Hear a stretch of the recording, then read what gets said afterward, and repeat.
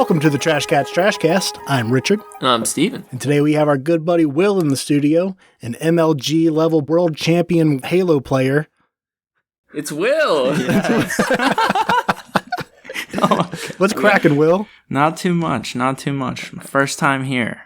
Very exciting. How's your week been? Good. I mean, nothing special. I mean, kind of shitty. We had Skyline. Yeah, we did get Skyline. But, I mean, I'd give that's like a regular Wednesday for you. Yeah, for real. Just got Skyline and nose clams. Just get that whenever the fuck. It's been good. It's solid 4 out of 10, though. And this water bottle that goes from clown to turkey as the water. Oh, yeah. Now, it came with the straw, but the straw fell on the bathroom floor and got cat litter all over it. So I ditched the straw, and it made way cooler noises now. Yeah. It's like a mating call or something. That's sick. The new Trashcats mating call. Yes. So what are we doing today, fellas? I was going to ask you the same thing. Oh, well, how's your week been? My week's been good. The kittens, the foster kittens are doing well. They're getting bigger, and they're kind of growing out of the drawer that they were hanging out in, and now they're climbing out of it and roaming around the room on their own. So that's been a whole... They're really big now. They grew quick. Yeah, they're way, I don't know if like way over, but they're definitely the top of like where their weight should be for their age. They're all at the top of it. They're fucking thugs, for real. Yeah, they're thugged up. The poor mom is just feeding nonstop. Just letting all the milk out, brother. Yeah.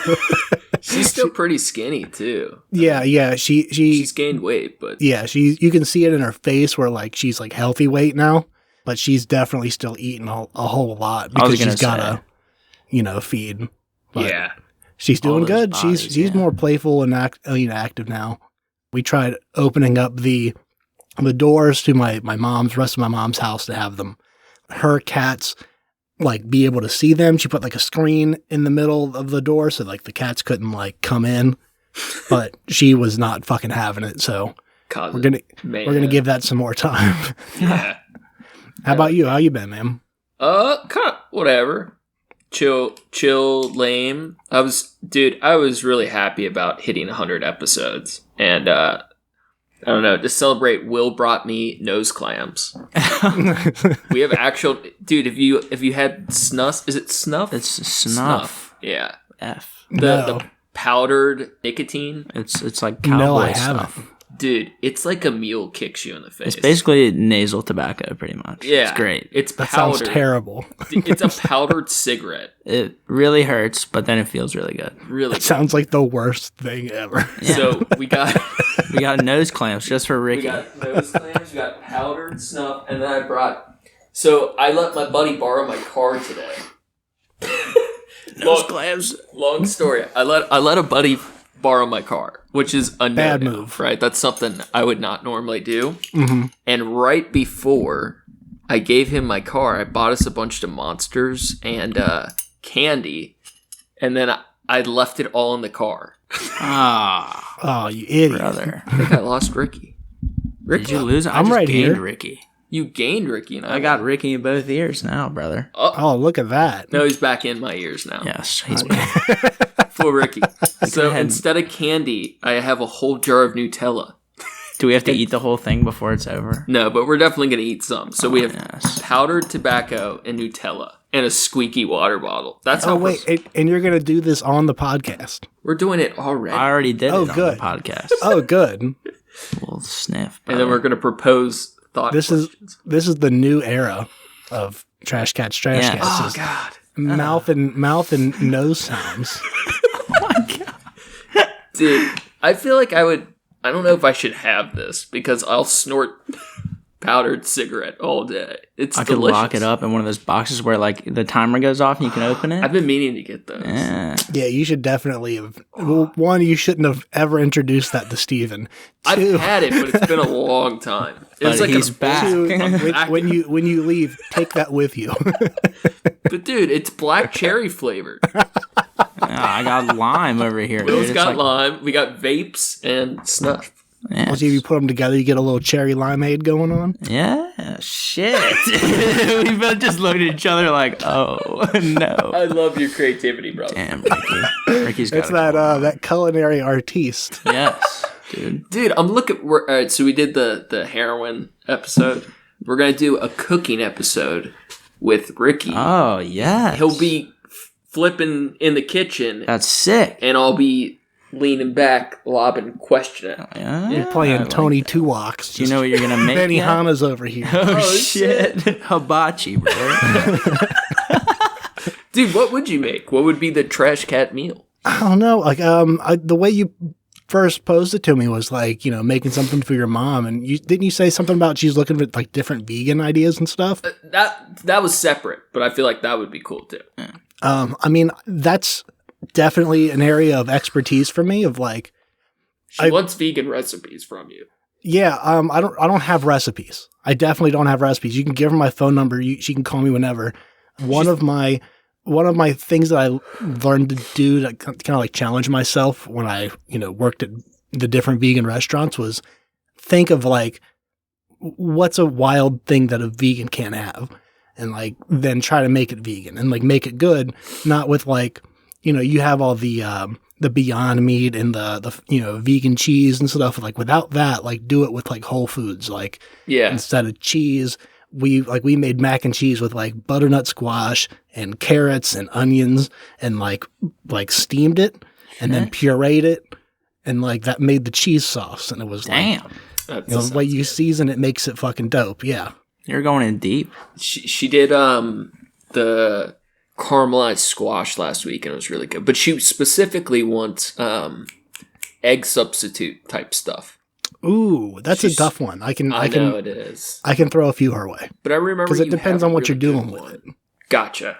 If you're looking at like just making like scrambled eggs kind of thing, like that's a hard one to do. Honestly, I recommend the just egg substitute. I was gonna say, yeah. That's a good one. Isn't olive oil one of the tricks you mentioned? Maybe not. Maybe not. No. Like adding it to the other substitute, like it's an additional thing that helps fluff it up. If you're baking and stuff like that, there's a few different ones you can do. There's like applesauce you can do. Flax is another one. You mix flax, like ground flax, with a little bit of water, and you let it sit. It gets kind of thick and goopy like egg, and it works a similar way. You gotta get gooped up. You get all gooped up on a Tuesday, man. All right, so yeah, cooking episode would be dope. In the meantime, I have a thought experiment. Right. You always seem to. All right, this one's going for Will first, and then geez. it's shooting to you, Ricky. All right. You're in a coliseum, right? Yes, I love it. The crowd is going wild. You got real tight, skinny black pants. Classic. And a little red cape. You're a little matador. Oh, yeah, right? okay. The bull is across from you. It's huffing and puffing like it did too much snuff. Oh, brother. And it's going for you. Right? Fuck. You see the bull charging at you. What is your instinct? What is your reaction? I mean, I feel like you have to pick a side at that point. What side? Well, I don't know. Well, I mean, left or right if he's charging you. So, all right, it's an open stadium. You got How far away is he? 25 feet. Oh, brother. He's close and he's quick. Bulls are quick. Fast hooves. So I'm in the whole get up. That gives me a lot of confidence, though. I mean, yeah, you're a pro, right? You got shiny buttons. gold, little accoutrements out there. The golden matador over here. Well, you have 2 seconds to figure out what your next move is. But the question is, if a bull is charging at you, what do you feel like you could actually do? I mean, you just got to dip and dive. Put it down? Brother. Well, I was going to say, you could go for the eyes, gouge them out. Gouge for real. them out.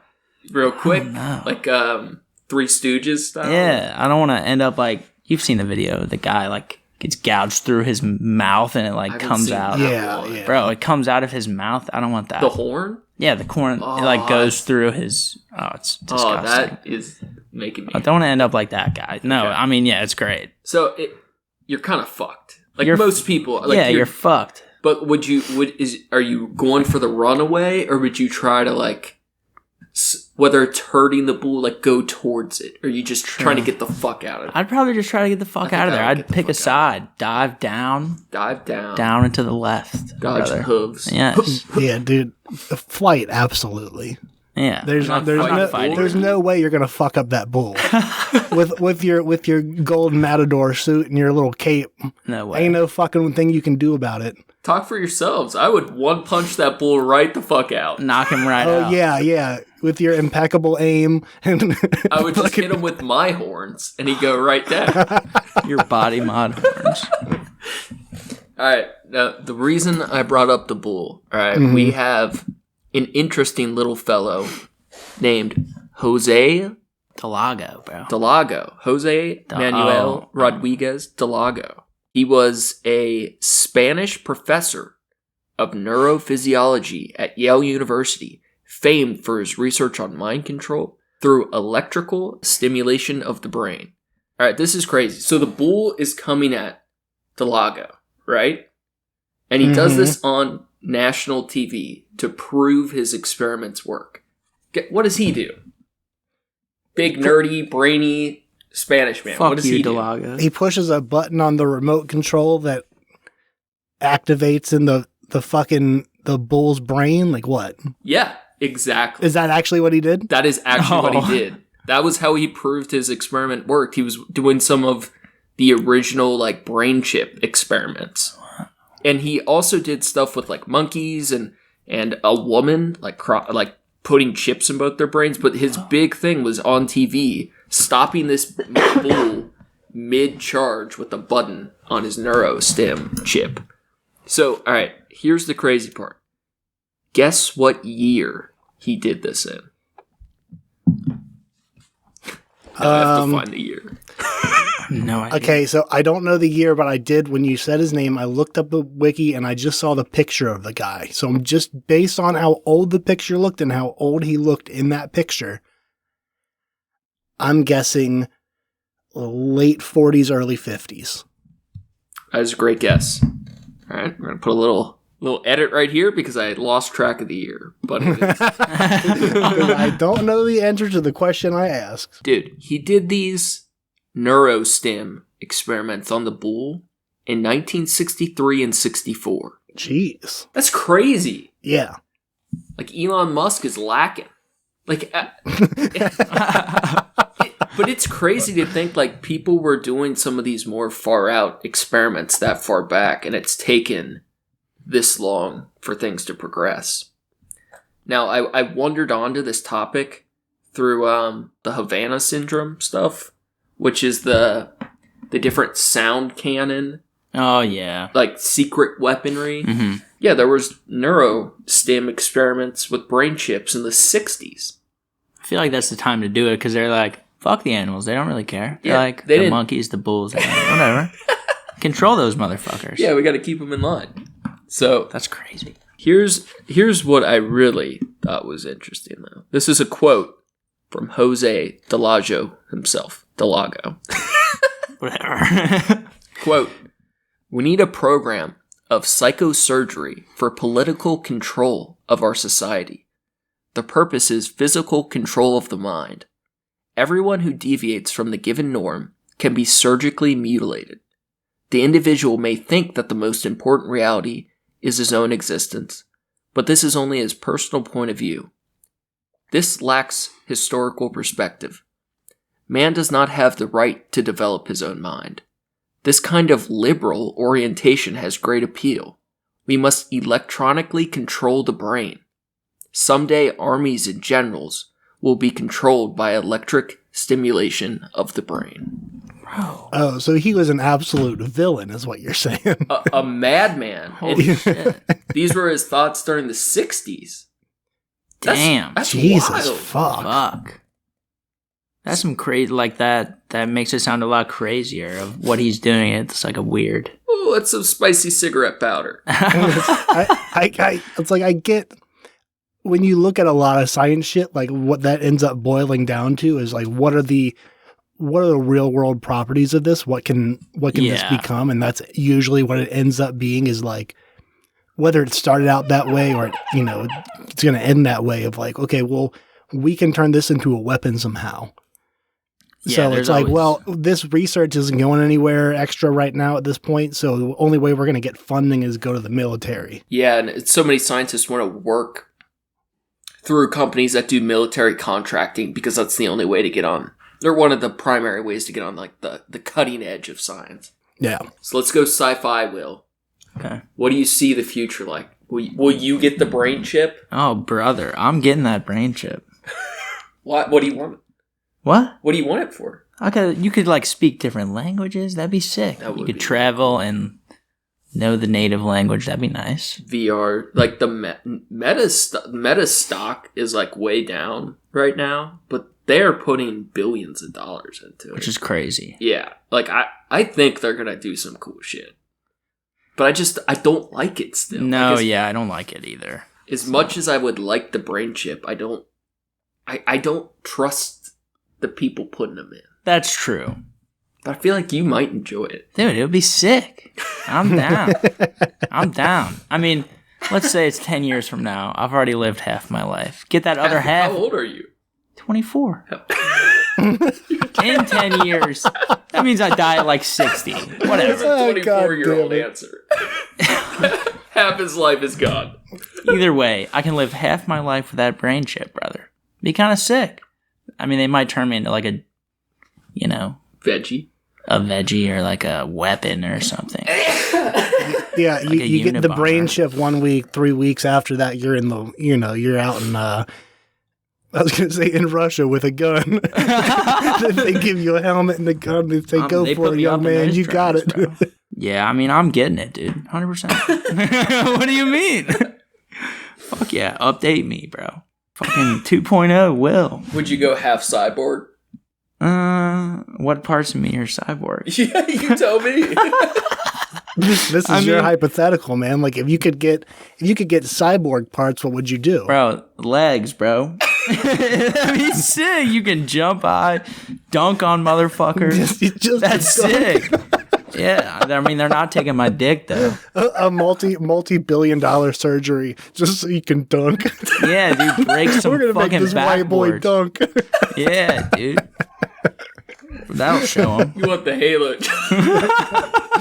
Dude, yeah. Yeah, No fall damage, dude. put me in the Master Chief suit. Let's go. For real. Fuck. All right. What are your political opinions on circumcision? Oh, brother. Fucking. It's a cleaner dick if you get it circumcised, right? That's not actually true. You don't got It the is flap. true, but it's not substantial. People cleaning in their flap, bro.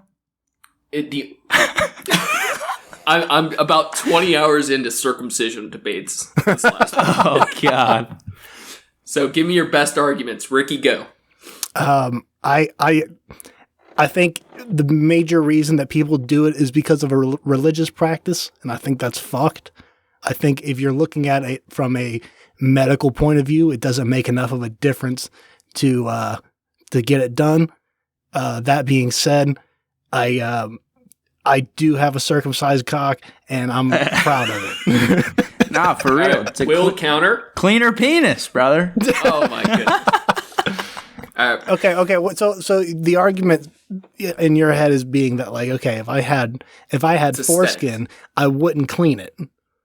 Well, okay. That's true. I feel like, well, if you're busy, you're running around, you're in a TJ Maxx bathroom, you're not going to go out of your way to clean that foreskin, brother. It's an extra step. I Yeah. understand his point. So religious origins. I gotta say, I get where he's coming from. I don't understand the point. I All don't right, agree. we got religious origins. The reality is there are slightly lower rates of STDs in circumcised dicks because less area for micro tears. But in the Western world, the difference is negligible. Like the differences between That's true. like STD rates due to circumcision is almost non-existent. In Africa or other parts of the world that have super high HIV rates, it actually can make a slightly considerable difference. But in the modern world, especially where we have HIV medicines that work really well, there's almost no difference. Now, the big question is if those small differences in disease rates are worth mutilating every baby ever born. No. Will they grow up with a prettier penis, though? I think aesthetics. I think aesthetics is a valid consideration, though. Your significant other will. Because if you ask 90, what do you think? 75, 90% of women. They're going to prefer that pretty penis. But I think they only prefer it because they've been spoiled by all the pretty mutilated penises. That's all they've ever known. It, though. There is some research that babies, while they don't remember the experience, it is an extremely traumatic event. And it's every, I forget how many it's out of, but it's every, God, I don't want to say the wrong number, but it's something like 100,000, similar to chiropractic, that goes pretty far bad, or can have permanent consequences. Dude, that makes me not want to get that done. You get bad scars, and if they cut it wrong and it heals wrong, then you get a weird curve that's going a fucking weird way. Yeah, mutilate the dick. That's what you're doing. It's primarily in adult circumcisions by choice, elective, that there's problems. You're too late to get that. That's like BME Pain Olympic shit. But then there's some people that have the need for it. And we've talked about this a little bit. BME Pain Olympics, the original videos are mostly fake. Yeah. Really? Very convincing, though. I'm kind of upset about it. There's a whole background story to it that's pretty wild. Damn. But, all right, we got to get back to the penises. Get back to those pretty cocks. I don't know. I'm circumcised, and I feel like that's what is pretty normal, but I also think it's I feel like anyone who is for it should have to do it to the kid themselves. Here's the thing that, when you put it in this perspective, you have a brand new baby boy. You've been waiting on this kid. You've been looking forward to it for 9 months at least, and now you have it in your arms, and you get it home, and you're taking care of it, and they're like, you gotta bring it back in so we can have this rabbi cut its dick tip off. He just belts it off. Every rabbi. That's yum, yum, yum. They actually do, standard practice. They, kiss a bit of blood off at the end. They kiss the babies. I'm going to feel so anti-Semitic if I'm wrong. But there's something true about that. Steven got this reference from Kanye. How do I Google this? I don't think I can. You say... That's going to be on your search history now. The drop of baby blood. Rabbi's mouth. You're going to immediately put on a list somewhere. Oh, brother. Jesus Christ. Yeah, Kanye is a piece of shit. I'm not going that direction. But it is a pretty fucked up practice. And I cannot imagine anyone, mutilating a baby. If all women were born with enlarged pussy lips, we wouldn't just it wouldn't be acceptable to chop that shit off. That's true. That's true. We think of female genital mutilation as so heinous because it is, but when it's a squeaky shiny American baby boy, we're cut some shit off of him. It's all good. I want his dick to look like mine. I want him to... Good son. You're a good boy. A good American boy. So weird, right? Yeah. I mean, yeah, it's pretty... Yeah. So those are my big two talking points for the night. Pretty dicks. Well, I think I always try to approach it from a logical perspective, and that's something that came up recently. I was talking about that with a coworker, actually, about if, she didn't have any boys. But if they did, that would have been a conflict of interest with her and her husband. It was because she didn't want to go that way because, it's a weird religious thing that it's not it's going to make that big of a difference in his life here. It's this is old school shit. There's no logical reasoning to it. You're hurting this baby for no reason. You're doing something to his natural form for no reason. Yeah, Will. Why you... What? No, dude. You want to hurt babies? Nah, I want that baby to grow up with a pretty dick. That's what I want. He's going to grow up and get all the women. I think aesthetics is fair, but I feel I don't think 100 years from now, if we stopped mutilating babies, no one would care. Will, are you saying that you hate uncircumcised dick? Yes. It's you're on our podcast for the first And I'm time. hating on those ugly dicks, dude. Let it be known, Will was given a voice for approximately 35 minutes to be put on media of any kind. You gotta get it better. Yeah, that's the sound of 2 spoons with Nutella clinking. Oh, yeah. I don't think we were on recording when we said this, but you guys are eating. We're eating Nutella and snorting cigarette. Yeah. It's going to be Monsters and candy, but Nutella. Yeah, we ran out of Monsters and Starburst, so we went with powdered cigarette and chocolate Nutella. I had more Monsters this weekend than I've had in, like, the last, 6-7 months altogether. How many? I had 2 on Saturday and 2. I had a Red Bull on Saturday, and then I had a Monster later on that evening. Rookie. And then I had a Monster on Sunday, and then another one later on in the day. We were drywalling. Yeah. See, you're talking to 2 drug addicts. I take an Adderall in the morning, and then I drink a Monster. Yeah, it's awesome. Before 8 a.m. Yeah, dude. Yeah. That's work I can't rock like that anymore. I do drink coffee still, but I have to limit that too because I get kidney stones real bad. You should try Adderall. I heard that just chews through those kidneys. Yeah, bro. 100%. As long as you can outrun your kidney stone, they never hurt. Yeah, just outrun the pain, man. Yeah. I remember one day I was working a concert. I was building a stage for Tom Petty. Cranky little bitch, that Tom Petty. I gave him his guitar on stage, and he was so snarky. I just about kicked him off the stage. I was fucking loser. So that'd be something worth going to jail for, kicking Tom Petty. Oh yeah, for sure. So they had a bucket of free energy drinks for the staff. Oh my gosh, dude! And I don't even think I'd had a Red Bull. I've always been pure Monster person. Man, yes. They had Red Bulls. They're so small. There's oh, come on. Dude, I had 19 of them. Oh my God. That's actually... I'm in rehab on work release, just chugging You're like, 19 Red Bulls, getting pissed with Tom Petty. Fuck. I mean, Ricky's like, I had 2 of them while drywalling. Yeah. That's a lot for me. Oh, jeez. How'd the job go? You guys put in serious work, though. There was a kid that went to... it was the culinary tech school I went to in Florida. And he was, I think he was 16 or 17. He was still in high school. And he told us he has 4 Monsters a day. And that's just how he lived his life. And he was not an active dude. He skateboarded a little bit, but he was not an active person. So he, one day he comes in and he's had his head down on the desk a little bit. And he was you could tell he was in pain, and we're like, you okay, dude? And he's like, I don't know, man, my chest hurts. And we're like, yeah.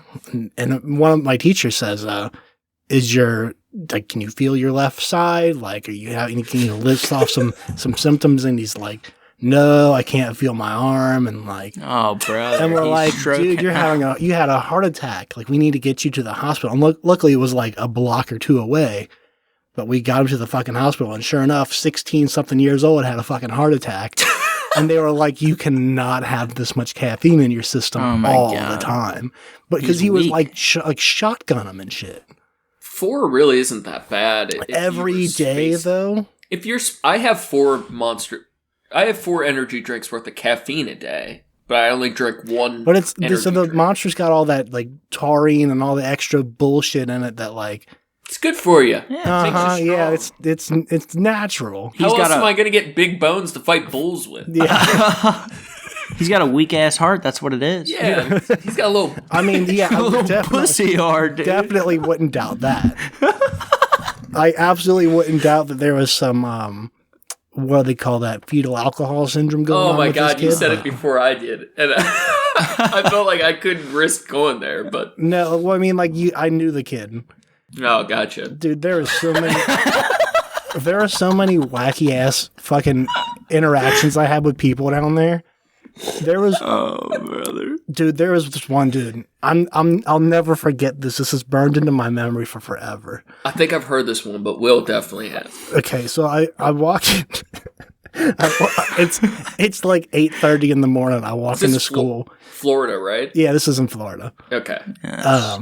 Just to set the scene with the type of people we're dealing with here. There's this dude in our class, and the class was like a mix of like high school and like college age kids. There were a couple like older people that came through as a tech school, vocational shit. And I think this guy was like college age. I didn't know him like we never talked or anything, but I walked in, I seen him in the hallway, and I was like, "Hey man, what's up?" And he's just standing there. And I'm walking towards him, and he doesn't say anything. He's like looking straight forward, not even looking at me. And then he just throws up, and not like bends over and throws up. He's like, Just as he's projectile. standing up, it No just warning. comes down out of his face. Oh, bro. What color? It was like an orange, like a brownish orange, What texture? chunky. Not like super chunky, Chunky? but like Not chunky? if you had a can of Campbell's, like New England clam chowder. Ah. But it was like orange and a little translucent. And it all just kind of came down, and I was like in shock. I didn't know. I just kept walking past him and like walked into the classroom. Like I didn't know the fuck to do. Like I don't know this guy at all. Number one. Yeah. Number two, like he's having an episode, obviously. Like I'm not trying to get involved in that. It's too early in the morning. It's for not that your shit. problem. Yeah, exactly. Now, as a professional chef, Yeah. what do you think he ate? Put your profession to good use. Let's do a little Sherlock. That's a good question. All right. Chime in, Watson. All right. What do you think he ate, Watson? Honestly, okay, this is a guess based on a couple things. One, what it looked like, but two, what he looked like.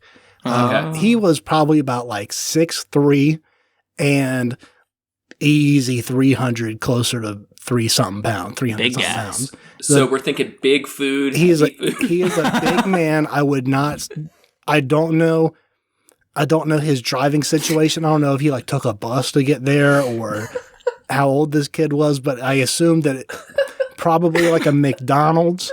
It was almost definitely not a healthy breakfast. He's eating like shit. Like I'm thinking the orange. milkshake? I'm thinking it was like either an orange soda. Could be some buffalo sauce. Ooh. There was. You don't think too chicken much wings get high C, translucent? brother?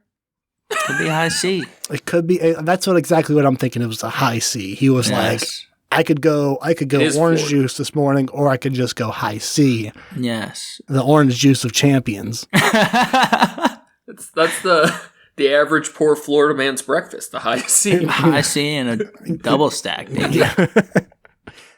And so that's a. I don't even remember how we got onto the topic of that, but it was that Florida Tech school was wild, man. Projectile. Yeah. That's so. What, you just walked away. You left them. Yeah, I just walked into class. I don't think I even told anybody about it. It was just like, I'm just going to forget that happened today because I can't keep replaying that in my head. I mean, yeah, fuck that guy. Yeah. Fuck him. And honestly, I don't think he was at the school much longer. I don't know if he had like health issues. He couldn't last in Florida brother. Tech school. No, with he that was- weak yeah, no. constitution. It was Much the damn most. high C. It was the closest thing to like the beginning of a zombie movie. Where like one yeah. person that's infected, like they do some wild shit, and you're like, everyone's like, that's really weird, and then they just go about their day. Like that's what that reminded me of. Like this dude just like stopped, was like dead to the world, just looking straight ahead and just spewed, and he just stood there. He didn't like look down at it or anything. He was just like in a trance over it. He said, "That's it, brother." That's it. He's in the trenches. When's the last time you puked? When's the last time I puked? Either of you. Go ahead, Ricky. Ooh, last time I puked was from a kidney stone. Oh no! Did the stones come out? Yes, shortly after. That's No, in the puke. Like, did you hear them? That's not how it works. They come out your dick, brother. You can't puke one out? That would be awesome if I could. I would be way better than trying to pass it the other way. Sounds like you weren't trying hard enough to me. Yeah. Anything's possible. It's only happened a few times with those, but definitely the worst of them that I've had almost always end in puke. Just throwing up because it fucking hurts so goddamn bad.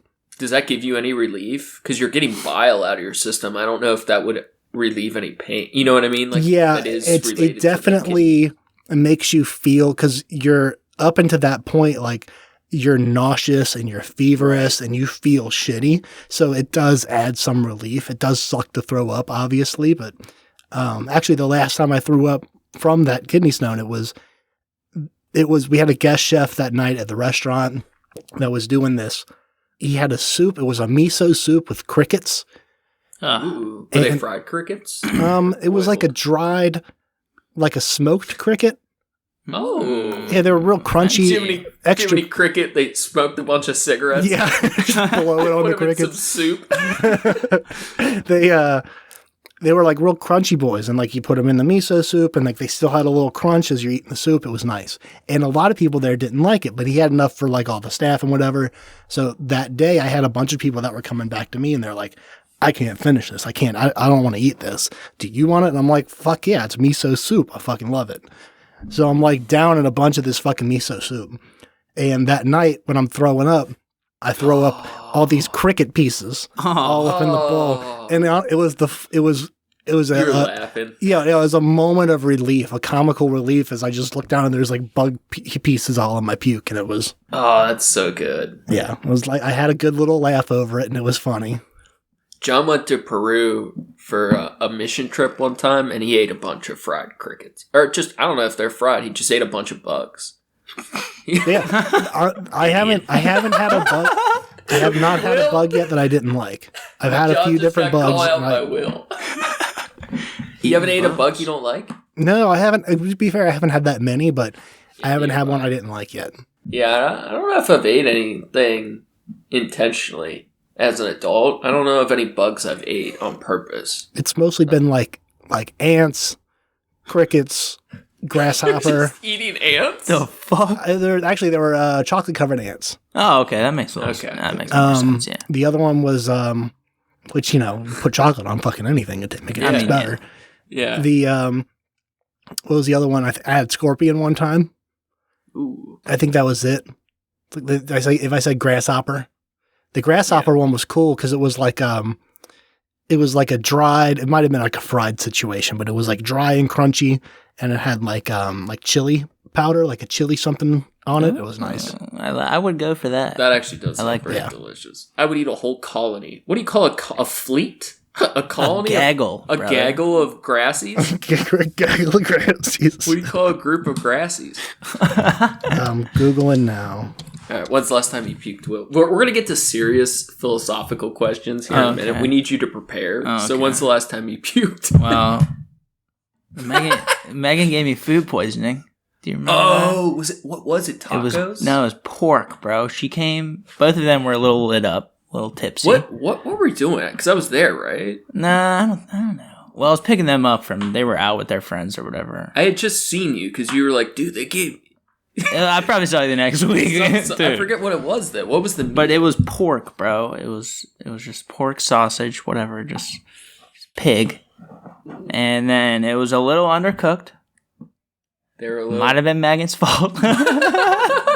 but now Megan's gonna have to give an interview to rebuttal. Now I gotta say this. I don't know the situation. I don't know how undercooked it was, but the fact remains that probably didn't get sick just from it being undercooked. You get sick from mishandling. The undercooked part plays a hand in it. But if it was like held at like a room temperature for too long, not being brought up to temperature means that it didn't burn off all the the bacteria. But the bacteria was already there from mishandling, most likely. Now, that even being said, if you have a bunch of bacteria on it, if it's like it was mishandled before y'all even got it, like it was like thawed out and then refroze and then thawed out, you'd be getting that Aldi's meat or the Aldi's isn't bad. I take that back. Yeah, you trying to get a suit? That Walmart meat. Let me talk some shit on Save-A-Lot. Save-A-Lot has the grossest fucking meat products. What's a Save-A-Lot? You don't have a Save-A-Lot down there? No. You're from here. What do you mean? Oh, fuck, I don't know. I ain't been there in years, man.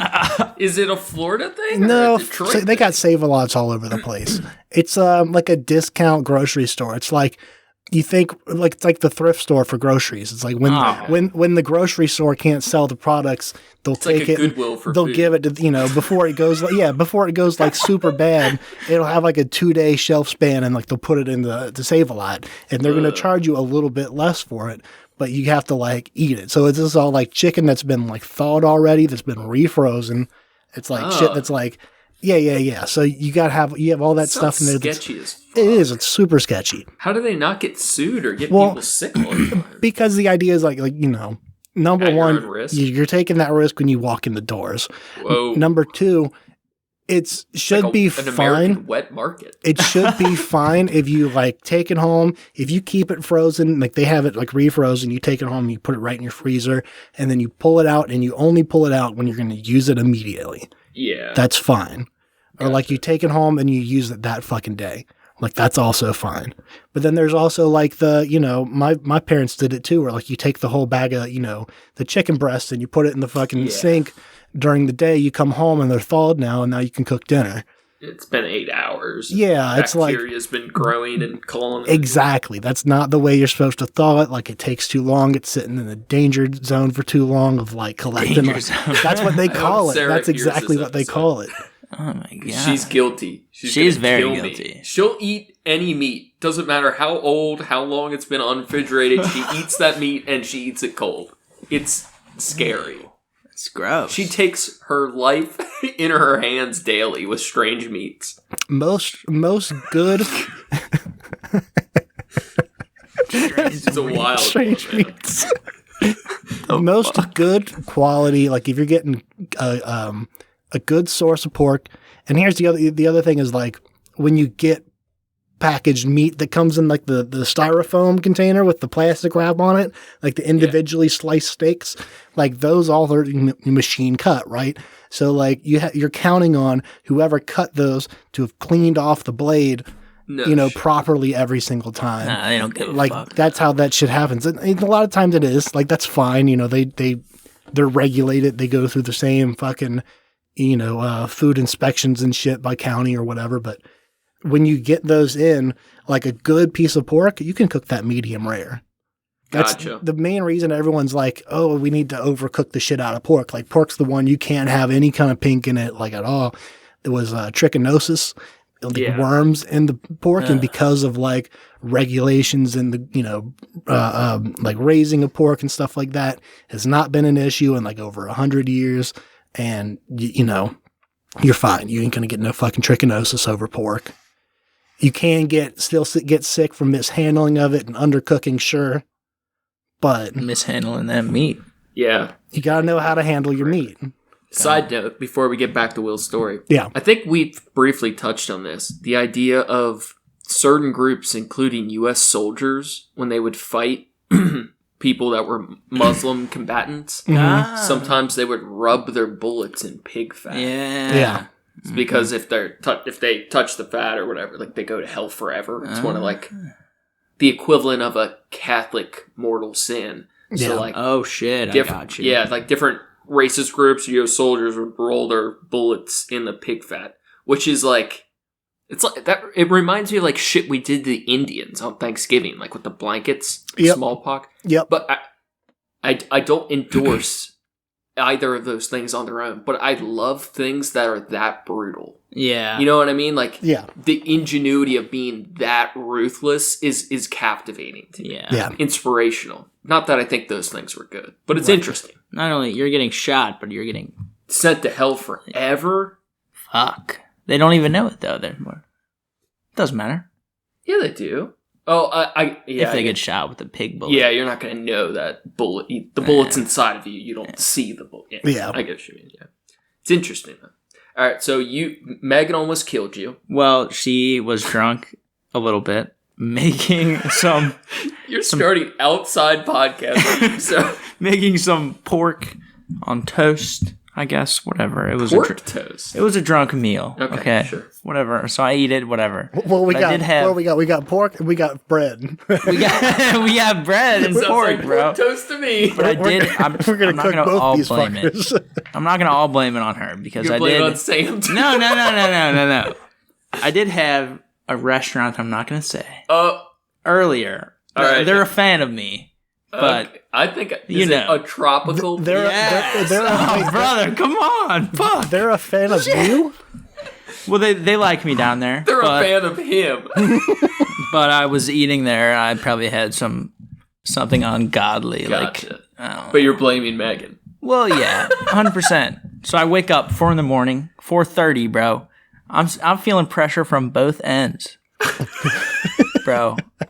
I'm going out the back end. I'm going out the front end, bro. It was horrible for probably like 45 minutes straight, both ends. Full body detox, bro. You're just like tremoring. Yeah, dude, I'm shaking. Cold Season sweats. Out. Dude, that cold sweat is no joke. That is a brutal feeling. Both ends, bro. It was horrible. I mean, never had that. Never had the full on food poisoning coming out. Pretty both rough. ends. I've had pretty rough. Some serious gastrointestinal distress before. True. I've only had the flu or anything that's caused me a sickness that's made me throw up one time as a child. Like I've been dope sick a lot. I've been sick a lot, but I've only ever had like an infectious thing, like outside of a cold once. All those drugs made you fucking. I was gonna say, man, strong as heroin, fuck. man. It's the cure for the common cold. Staves off the germs. Yes. Yes. It's fighting for supremacy in that body. Gotta keep the immune system high. That's why I lick every door handle I find in public. Yes. It's keeping me strong. I saw this video. It was like on a New York subway, and this man literally probably like a 3-foot lick. The bottom of the fucking subway, dude. Like the floor. Was it some fetish shit or some mental? Nah, kind of mental. Gotcha. Probably more mental. That's sadder. The fetish shit's a little more fun. Yeah, it's true. I mean, it could have been a little of both, but definitely he's not right in the head. The whole public humiliation kink stuff, pretty wacky. Like I can get behind the humiliation part, but I can get behind the public part. But I can't get the crossing. It's too much. It's a lot. It's a lot. When's the last time you've been spunked? When's the last time you've been walked in an Apple store? Yeah. Never. Never opted for that. That's not my. It's not my flavor of degeneracy. Sure. So we're not gonna see Ricky in a dog collar anytime soon. Nah. Hey, he's not rolling it out. Look at that smile. He's kind of grinning.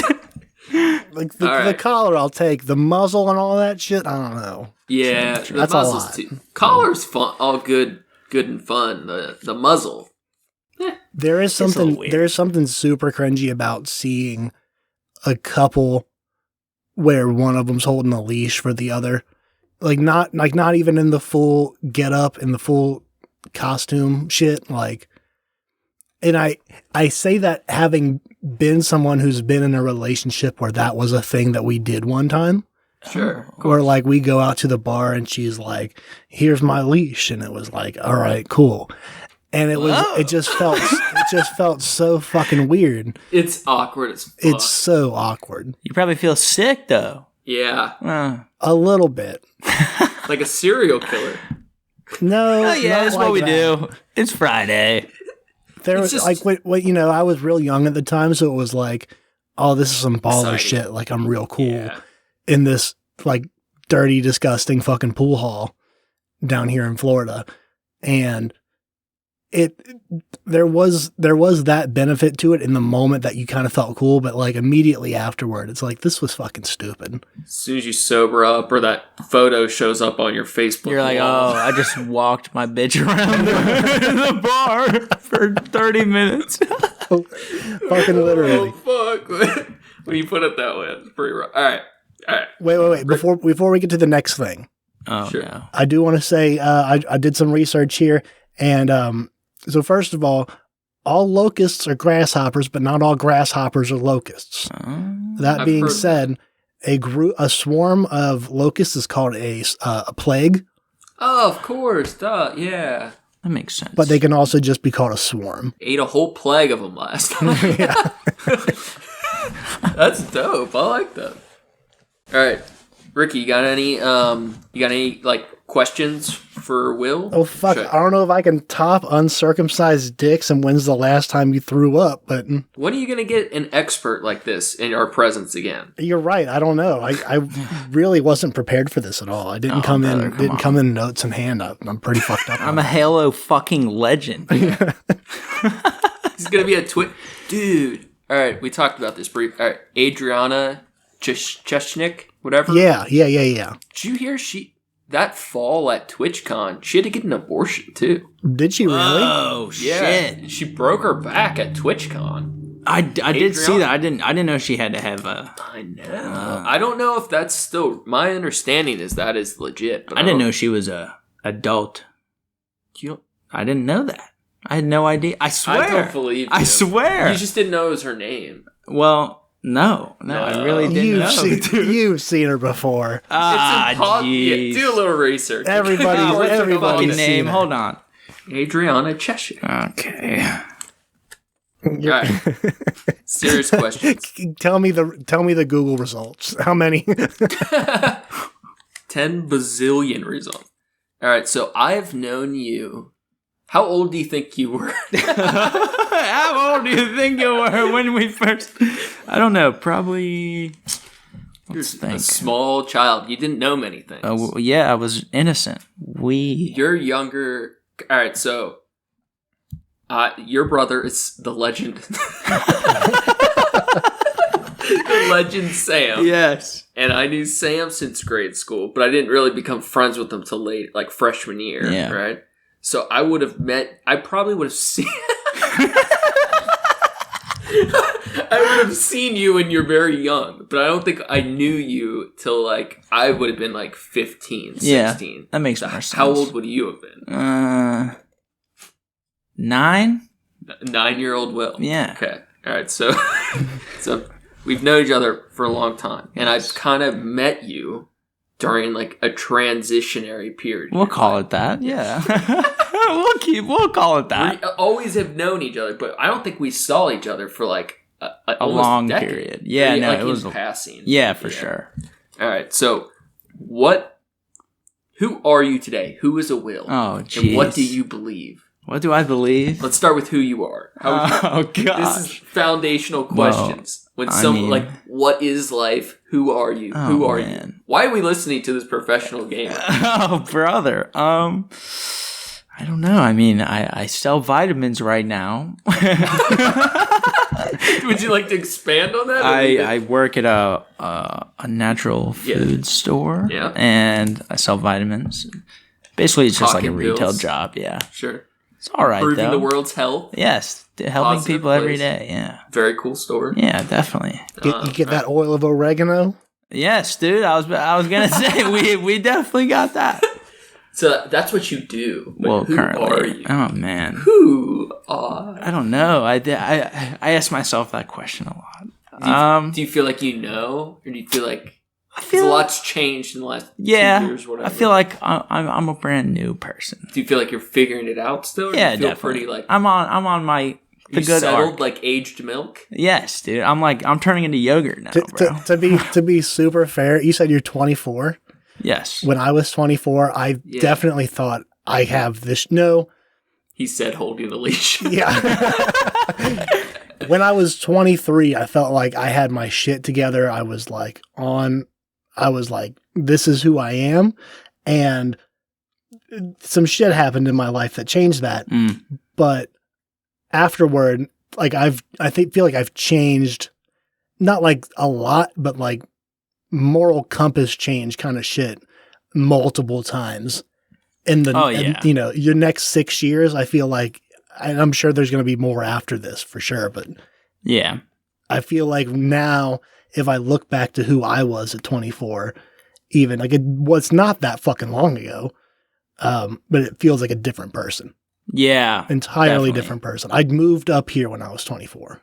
Oh shit! Damn. Do you feel like Do you feel like the changes though as you get older, like they do get smaller and smaller, like more incremental. Like you still go through like it's easier changes because our core fundamental values or personality are typically pretty hardened by like 20, 24, but they still shift and change and like crack or whatever, but it's more incremental. Yeah, I think a lot of the changes were more through learning things, like getting different perspectives on shit, like meeting people that lived a different way than me. Like the one was one of the big ones was like the trans community stuff. Like I didn't know any trans people, Sure. Until I moved up here. And like we had people in school even that were like a few grades up, higher than us that, looking back, I can see that they were, trans but it's not like it was an identity thing or like they were still kids too, right? Discussion. Like they're still figuring themselves out. So it wasn't like a thing that was like discussed or anything.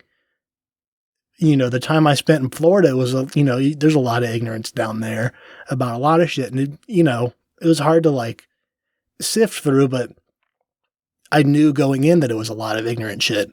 When I moved up here, it's like, okay, I have like multiple trans friends now, and I have people on all different sides of like the LGBTQ spectrum that are, that I can talk to about it. And like, it helped me to identify like, okay, this is why these are the challenges that these people face. And like, this is why this is a thing that's an actual issue, like shit like that. Or, even like race stuff, like as I got older, became a more prominent thing to understand when you see different people's points of views that are like either really fucked up or like, and you're like, oh, this is why this is a huge problem, because there are people like this out here. Yeah, I know we intended to have a more at-length discussion at some point, but I used to believe all kinds of fucking absurd things, and I do think like almost like an exposure therapy for like OCD or whatever, like the more, and for me that was through drugs, but like meeting more and more different people expanded horizons. Gives you like a change of perspective. I mean, yeah, you change your beliefs and that stuff. I feel like all the time. I mean, yeah, not like core stuff, but just like little things. Yeah, it's things that you're like perspectives on stuff that you realize that it was either put into your head one way or another. At some point in your life that oh, this is bad for whatever reason, or this is this has connotations for whatever reason, and then like you realize later on in life, oh, the people that put that in my head were, fucking stupid. Fucking or wrong. Yeah, totally. they had no experience with this. They're repeating the same shit that people before them did. Yeah. And like, yeah. So that's probably the most what it's come down to lately is it's just like little shit that you're like, oh, actually, yeah, that doesn't fucking make any sense. Why do I think that way? Definitely. So life's changing, you're evolving. What do you believe in? Like strongly? What are like things you passionately care or think about? I mean, I don't know. Like you have such, I feel like you're along for the ride. Like you're chilling. Yeah. That's always how you are. Right? Definitely. Tell us about your religious upbringing. Oh, brother, we could go forever on this. Did you also do the whole Catholic school thing? Yeah, definitely. So I went to Catholic grade school and Catholic high school, so it was like a big kind of thing when I was younger, big part of my life. Can I ask, and we can bleep these out, which one did you go to? I don't know that one. West Side. Yeah, that's where I played sports for him, because I had small teams, so that's where I would have first met Sam, was like shared Catholic school sports teams. But yeah, definitely Catholic, going to church and whatnot on Sundays. Are you an atheist? I don't think I always like have kind of assumed. Yeah. Believe I mean, I don't. Whatever, but I don't really believe in anything. Yeah, that's yeah. I'm kind of just like, you can't really know what's out there. So. That's the safest bet to do. Yeah, I think that's the wisest way to look at it. Like, I don't fucking know. I don't like this whole book full of dog shit doesn't make any sense to me. But like, who the fuck knows? Yeah, I'm going to politely provide some pushback to you spineless cowards. This is a bit like the abortion this is why we lost abortion on a federal level. while agnosticism is by far the wisest choice, do we have any moral responsibility to take a more hardened, be it slightly more ignorant stance to embrace atheism opposed to agnosticism? So we're ceding less ground in the debate. It's a little less gray, basically. I feel like I get where you're coming from, but no. I think it depends on who you talk to. Maybe, but what the conversation is. But I feel like saying that you're agnostic is not saying that I think it's fine that people believe in, Jesus and the Bible and shit. Those are two different things completely. It is, but I feel like there's a perception that agnostics are soft.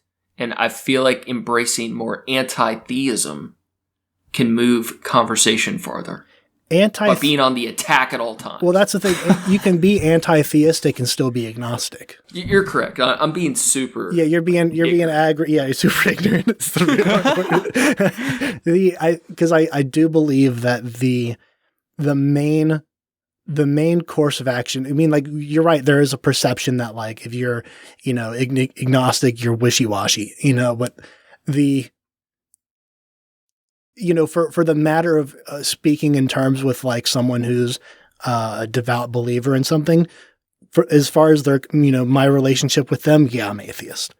Sure. That's true. Like, yeah, that's my logical standpoint. I have no reason to believe in a God. I have no reason to believe in, especially your gods. Like, it doesn't, there's that level of barricade there. That's, if you're going to put it like black and white, that's there.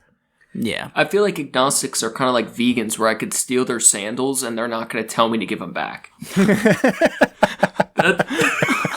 That's hey, bro, those are faux leather, man. You can't have those. But when you're debating with, if I'm talking with another atheist and they're like, absolutely, there's no God, and they're speaking in definites like that, that's ignorant as well, right? Yeah. You're right. I'm just putting some pushback on the table. Yeah, it makes conversation. Sure. So, Will, when did God fail you first? Oh, bro. He's failed me forever. He's been lying to me my whole life. But, all right, now, before this, you did mention, like, I feel like I wake up every morning like a 0 out of 10. I feel miserable. And I have to, like, get over my betrayal by God. I have to get the caffeine in me. It's miserable, right? But then I get there. I got a routine. You wake up 10 out of 10. I was going to say, how do you live so happy? Brother, Prozac, Adderall. That's what it is, dude. SSRIs, amphetamines. I love the honesty. Oh, brother. 100%. So did you like just slowly like lose faith, or did you just like just stop meaning anything? Basically, freshman year, I knew it was total bullshit when it was like making you take religion classes, and I was like, oh, it's like a required thing. That's weird. And we went to them, whatever, and they're just jamming it down your throat, pretty much. Sure. Which is stupid. And then I went on this. It was like a kind of a religious trip to Wyoming. Retreat? Like, yeah, exactly. And it was like all God stuff, and I was not prepared for that. But I feel like retreats can actually, like, even as an atheist, they can be really good, though. Like, yeah, if it's like meditative, like spiritual journey. Definitely. But this was like it was like tell us your deepest, darkest. Like, I was like, oh, this is too much. Too much. Yeah, no, but. It was more the religion being pushed upon. Yeah, definitely. That made me be like, fuck that. Nothing like It wasn't a tipping point or gotcha. No. Yeah, it was just a slow phase out. Yeah, exactly. Yeah. And I mean, I just said I'm not going to church. Yeah, fuck that. Fuck that. I think most of the people I know that went through the Catholic school system, I had my neighbors back when I was like a real little kid. They went to Holy Family, and then they went to best basketball court on the west side. Holy Family gym, baby. Dude, the wall. Bro, it's like a foot from the fucking line, bro. The most broken fingers out of any basketball court, because the brick wall of the building is 8 inches away from the out of bounds line. You would get shoved into that shit all the time, and it sucked, bro. Dude, it felt like you were inside a prison. Well, yeah, fuck that. Did they build that in like the 1800s or something? It's like a fucking dungeon. My mom worked there for a little while. How dare you! And my family's so west side, we would rent it out for Thanksgiving. We'd rent out and we'd play dodgeball. That's sick. That's kind of sick. That was like the best childhood holiday shit ever. So, dodgeball. Y'all would do your Thanksgiving dinner at Holy Family? Yeah. So basically, what you're saying is you were celebrating Thanksgiving like not even a block away from my house, dude. I know because I grew up on. I know, and we went to the same pool for years. Yeah. It's fucking West Side life. Yeah. Man. It's so wild how much like weird intersections there are. You could have seen Little Ricky, bro. Yeah, I'm sure we did. Were in the pool at the same time. I went to the different Holy Family functions because my mom's whole side of the family, they all went to Holy Family. Yeah. So like we would go to like the Easter shit and like Christmas things or whatever. Like we would go hit up Holy Family for that. So yeah, I'm sure we definitely, crossed each other in a line or something at some point. For sure. Dude, it's such a weird. Imagine if we all knew. Like, even 10 years ago, we'd be doing a trashy podcast together. Yeah. Great. I'd be like, wow, can't wait for that. Yeah. Something to look forward to. Yeah, for real. Shitty life. Yeah. Pretty dicks and podcasts, bro. the Pretty Dick Boys are back with another trashy episode. Pretty Dick Trio. So, of course, now what this means is we got to come back when we start doing video and we got to show our dicks. Prove it. Yeah. If you're going to prove your point, man, you got to prove your point. You know what I'm saying? Yeah. Have our audience gone. Yeah. We've been hemorrhaging listeners for the last month. No, maybe the dicks will blow us up, dude. Yeah. Fuck. Take a poll. Whose dick is whose? That's that Patreon content. You go tell a friend and have them tell 2 friends and have them tell 3 friends. And then we'll have enough listeners. We could start a Patreon. We get the Patreon going, and we start doing video. And everyone's seen your dick at this point. OnlyFans. Exactly.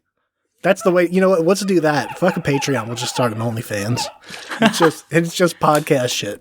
Yes. Dude, I wish if I aimed very precisely, if I could blow the snuff powder through my webcam into your nose. I wish you could be doing something. Email me some snuff. I want to get a boulder. Yeah, Dude, it's brown and it burns just like bad heroin, and it makes me very happy. I'm good. Right, I don't fuck with. I'm good on putting shit in my nose. Oh God! Oh jeez, that one got me, Ricky. Help me! So what do you guys got going on in life? What's going on? What's new or what's next? What are you guys thinking about? Yeah, what's popping, Will? I want to get on a plane, brother. I like planes. Have you flown before? Yeah, dude. Where'd you fly last? Denver. Where are you flying next? I don't know. Somewhere cheap, bro. Cheap, like you just want to travel. I just want to go to the airport, buy a souvenir, and come back. Get real drunk, get on the plane. Yeah. See, Ricky always says everywhere you travel, you find a piece of yourself you didn't know that was out there. And I feel like anytime I go somewhere, I lose. You lose. Because I fucking hate traveling. Holy fuck. It's miserable. Fucking cars, trains, planes, and automobiles. It's terrible. Anxiety, yeah, it is. Yeah. That's what I've never done a train before. Never been on a train. Trains are based. Next time we hear a train on the podcast, you need to just run outside. You start running. Bro, no, trains are nasty, bro. What? I got on a train in D.C., nasty as fuck. Were you train hopping or were you paying tickets like a loser? I was paying, bro. 100%. Yeah, you gotta hop. I'm sitting next to homeless right on the fucking, right in the corner. Shit. I'm on my Boy Scout trip in D.C. Well, the homeless love Boy Scouts. So that's true. And they love shitting. Right on next trains. Trains are dope. I don't know. I like trains. You know what? I take it back. I have been on a train, and I just remember it was on. I took a train from fucking Brussels over to Paris. Whoa. And back. The fucking world traveler. World, international world pussy citizen getter Ricky, dude. Oh, what bro. were you doing on a train in Brussels? Getting pussy, dude. Granted, I was like 11 or 12. Oh, shit. Maybe not. Oh, I did, though. I did listen. So at the time, I was like way into Tech 9. Like real heavy into Tech 9. Like Absolute Power had just come out. Sick. On a train in Brussels, banging Absolute Power at 9 years old. Better than that. I had, you know how Tech used to do like you write shit on his forehead and shit? Oh, yeah. I would do that and then walk around downtown Brussels by myself. 11 years old. That is fucking so real cool brutal. shit, man. Oh, yeah. There was a homeless guy that was like outside the hotel we were staying in. I gave him $1 or gave him €1 or whatever, and he was like, I didn't understand what the fuck he was saying, but he was like, cool, you know, like, giving me thumbs up and shit. And it's like, all right. That's wild. I know I made it.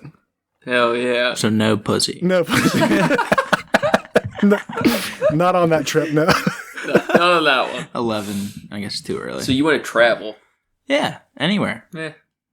All right, so just like the travel thing, C.S. Lewis wrote something about how our essence of being is essentially a statue, and each positive decision we make, we are adding a certain form or element of beauty, and each bad thing we do or bad decision we make, we're like lopping off or cracking a piece of us. And over the sum total of our lives, those choices add up to be like that figure or statue of ourselves.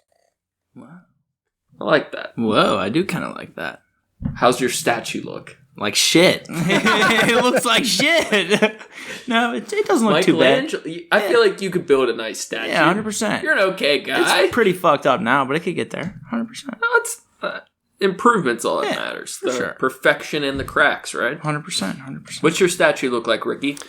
Fucking marble and magnificent. Oh shit, Ricky's an angel over here, brother. Fucking Lucifer. Giving euros before he out. fell. Yeah, it's all black marble. The Euro giver. Ricky. The Euro giver. I get my my fucking, what do they call it in Skyrim? The gift of charity. I get my charity bonus. Brother, Skyrim is... Oh. Will's not a professional player in Skyrim yet. He's sticking to Halo. Yeah. Got to sink in them 100+ hours in Skyrim. Oh, brother. Dude, it is pretty fucked up how many hours people spend on video games. Right? Oh, yeah. I love video games. That one in particular, Skyrim was a problem for me. RPGs in general. Yeah. Yeah, that one in particular, I made a drinking game out of it at the time too, because I'd play on a PS3. And if you know anything about Skyrim on a PS3, it has the longest loading times. It always fucks up. Ooh. So I would drink every time it would load. And it got to the point where I would get trashed and fall asleep within a couple hours. And actually, that was the safest way for me to play Skyrim. Otherwise, I would be up for like 8 hours playing at a time and then look up and realize like, oh, fuck, I need to go to work in a couple hours. Yeah, you can get sucked in. Yeah. You can get sucked into that so easily. Yeah, I love you, Sarah, but yeah, she's easily spent 10% of her life, if not 20, on Warcraft. Easy. Oh, I She believe loves that it, 100%. Easy. She was playing that shit when I met her in high school. Yeah. Yep. Oh, she gosh. took about 9 months off when we first met, and then she relapsed. She said, "No." She said, "You're not worth it." Yeah. You don't bring me that much joy. Not nearly as much as Azeroth or whatever the fuck. Yeah, I mean, it's an absurd amount. Like video game, like people that are that far into it, it's an addiction for sure. Yeah. But you're addicted to another world. Like we were saying, someone we know got a bunch of mushrooms and they are too scared to do it, type of thing. 100%. But having that. The power. Yeah, the power of some mushrooms, a vacation in a glass jar waiting for you whenever Feels you good. want. Yeah. Yep. That's exactly why I always keep wheat cookies in my fucking freezer. Yeah. Not the same thing as mushrooms, but there's some strong ass cookies. It's a nap. I felt that way so strongly with DMT. Like a little tiny baggie of DMT. Yeah. And I knew if this is in my pocket, I can be on any alien beach in the galaxy in Anytime. 30 seconds if I want to. Oh, brother. That is a powerful... No more worlds to conquer? I think not. About to storm this alien beach in the Andromeda galaxy. Yeah. You're just throwing around tables and chairs in the Wendy's. When's the last time you've been to Wendy's? Oh, shit. Wendy's. Big question. Sarah does the JBR? Junior Bacon Cheeseburger, brother. God, that makes me feel so trashy when she says that. I used to fuck with Wendy's real hard when I lived in Cincinnati because it was like a block away from David's house, and we would walk there all the fucking time. We bought weed at Wendy's before.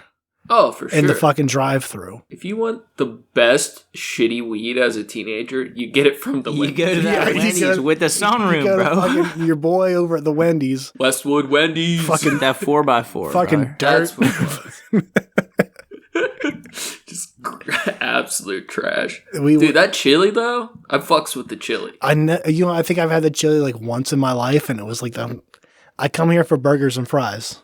Dude, what you do is you take about 10 packets of crackers and cram it all crunched up into the chili, and then you layer hot sauce, and sometimes you put a little cheese drizzle on top, and you turn it into this like spicy paste. Yeah, it's like a gelatinous mess. Dude, it kicks. Imagine that shit's just sitting in your colon. You just made concrete. Oh, brother. Clogging up those arteries ASAP. Straight clog. That's why I think every time I look at Skyline, when you get it to go, it's one thing when you go in there and you can see the mountain of cheese they put on top of it. Yeah. But when you take it to go and it's like melted and it's this thick fucking layer of cheese across the top of your coney. Ain't it? That's why you got to get brutal. That's why you got to get the extra side bag of cheese. I don't eat a 3 coney with 1 bag of cheese. I eat it with 2 bags of cheese. So you get it with no cheese on it and then just put the fresh cheese on it? No, I buy 2 bags. I pay for an extra bag of cheese for every 3-way I eat. Except today, I forgot. So basically, I'm talking about how much cheese goes on it in the first place, and you're saying I double down on that shit. Yeah, I don't want a 3-way. I want a skyway. You want the beans, bro. I got the 4-way with beans and an extra bag of cheese. Charge me $3.50 for a bag of cheese. I'll pay for it every day. Jesus. Relapsed on the cheese. I kicked the cat out, Grisha, before we recorded to go upstairs because she'll just drive us nuts. When I closed the door, I look at her. She had melted Skyline cheese all down her tail. I was supervisor the whole time. So now she gets into my conies and steals my cheese. Disgusting. She's a thief. Untrustworthy. That's what my cat is a famously picky eater. She won't eat people food. She will lick cheese, crackers, chips, anything with salt on it. She'll lick it. What about olives? I haven't tried olives. No, actually, I've offered her olives before because she was like, whenever she's like sniffing at my plate, if I got like pickles or anything that's like briny, I'll give her that side to sniff it, and then she like turns her nose away. So no, she won't go for those. Butter, she fucks with butter. Nothing beats a brine, that's for sure. Brine, brother. John's cat will eat the table butter until she's sick. Like, if they leave the butter uncovered, she'll eat a half stick of butter. That's disgusting. Yeah. Honestly, she ate a bird in their house one time. Yeah, my cat might do that too. Butter's the only one that she'll like, I've seen her like be seriously interested in. If I make like a piece of toast in the morning and put some butter on it, she's on it. My cat will fight me over milk. And I guess milk's actually bad for cats. Yeah, they're not supposed to have that. She will punch me in the face repeatedly to get some of my cereal. She said, yeah, she'll like pop me in the face real quick and try to... She will dunk her head like a dunking booth into my cereal. Just to lick it off. Yeah, like for real. Same with popcorn. She'll stick her head in the popcorn bag and like shake it up. That's that salt and that butter, man. They fucking love that shit. We got a moth flying in the studio right now. In our Get fucking visit from Mothman himself. We're in the corner office right now. In the high rise, brother. Mad Men style. All right, well, you demonstrated with the dicks that you obviously care about aesthetic. What about art, fashion, music? I do. Along with that segue. Along with we the know by pretty your penis. preference on dicks that you have a taste in aesthetics. You enjoy pretty penis, so. But I like to dress up and look nice. I know you always got good pants. Yeah, I got good pants on all the time, brother. He has Carhartt. good pants and accessories. What is good pants? Carhartt. You need some Carhartt double knee. He's always got like a nice I fuck with that. texture or like accessory. I love it. You're not talking about like some corduroy slacks? Oh, that could I work. feel like I've seen you in corduroy because you got excited about the word corduroy. Nah, fuck corduroys. Dude, when you spill milk, when you spill a whole bowl of cereal down your corduroy pants and you watch it run through the lanes in the pants, They're racing. nothing more satisfying to see which drop of milk You have corduroys here? It's like Plinko with pants. I love the ideology that Steven's entire life is based on. But what if you spilled some milk on it? Like he makes decisions in his life based on. But what happens if I spill milk on it? Yeah, I edited the podcast. But what if I spill some milk on it? But would it be cool if I did? It might be cool. Let's try it out. Dude, I used to have this shirt. It was a Gigi Allen and the Murder Junkies shirt. And I got it at the Murder Junkies' last concert, right? Old drummer out there drumming naked, dick flipping around. Oh. It was their last concert. Oh, shit. I had this junkie shirt. It like said Murder Junkie on the front.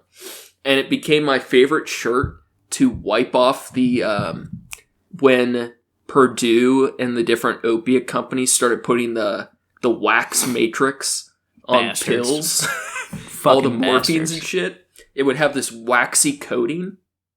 And I did it in the liquid diary sometimes. I would make little paints out of the wax on the morphine pills, but I also just would wipe them down this shirt. And it just had stains of all the different pill coatings. It's kind of cool, though. It was dope. And if you still had that, you could sell that. Dude, I feel it. And I would, like, that was my favorite shirt to knot out and burn with my cigarettes. Oh, and favorite knotting shirt. It was like my sleeping gown. It was like 5 sizes too big. Oh my god, his PJs. There's a lot of burn holes in his PJs. This man a little candle and a candle holder and one of those caps with the little fucking fuzzy ball on the end. And a waxy morphine. Fucking Bart Steven nodding out like me. So toasty. Oh, brother. The one time I was at this dude's house.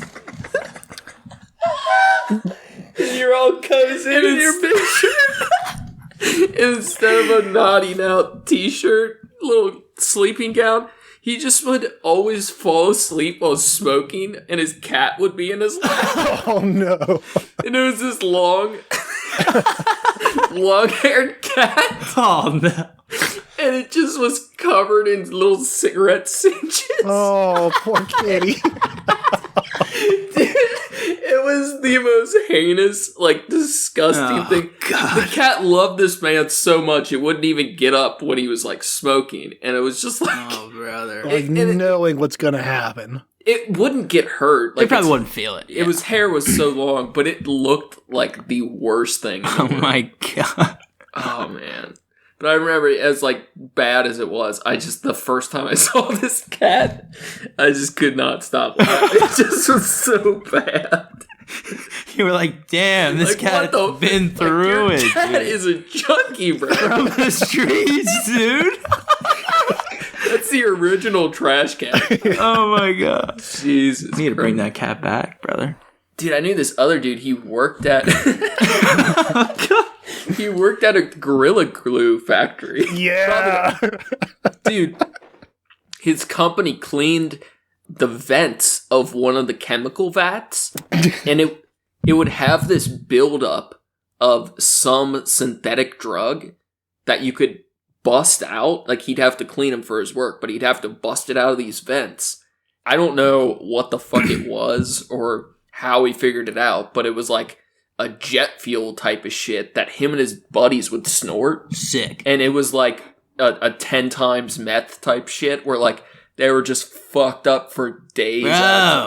Off this Gorilla Glue waste chemical. That's awesome. Like Snowpiercer with the train. Brother. Dude, Yeah, they're in the back, brother. Dude, that's so wild. That's wild. Fuck. That's probably so bad for you. Whatever. So bad. And he would sell that shit. And then he had bottles of an actual chemical called hexane, which is that stuff that would give you the womp womps. Oh, brother. I've never experienced the womps. What? Never. You ever done whippets? Dude, whippets Ricky's a big whippet. Whippets are for the birds, brother.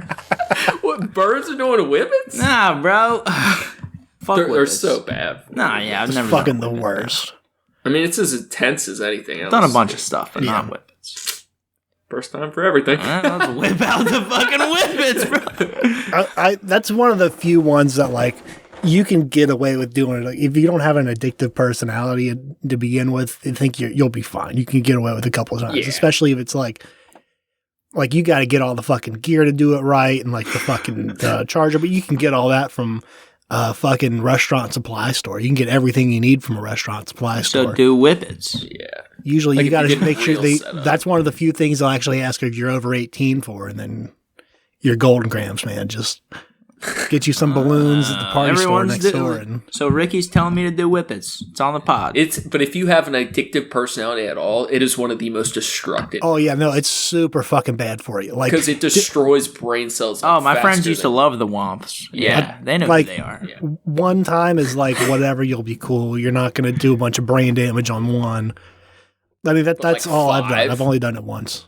But even like 5, you did way more damage to your brain than like yeah. week, a month of heroin. You know, like Yeah. uncomparable. You're womped out, dude. Yeah.